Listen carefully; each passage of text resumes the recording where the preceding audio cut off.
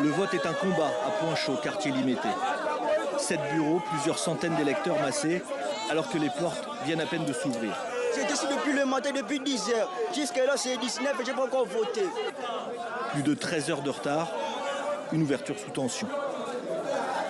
Richard était présent dès 6 heures du matin. Bon, le devoir est accompli, c'est de voter. C'était notre objectif. Nous désirons que ce soit réellement un vote démocratique. C'est la première fois de voir de telles organisations. Parce que la première, si pas deuxième fois, dès que nous étions parvenus dans le bureau, dès 8 heures, le bureau était déjà opérationnel. Mais ce n'est pas le cas avec aujourd'hui.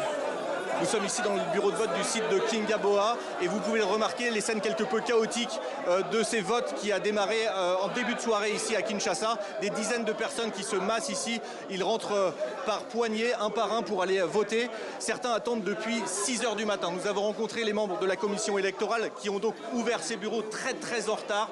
Pour avoir le délai légal de 11 heures pour les ouvrir, eh bien, il faudra tenir ici jusqu'à 6 heures du matin. Une journée de 24 heures. La colère avait déjà gagné les Congolais. C'est prévu le 20 décembre, nous allons voter aujourd'hui. Au cas contraire, il va se prendre à la charge.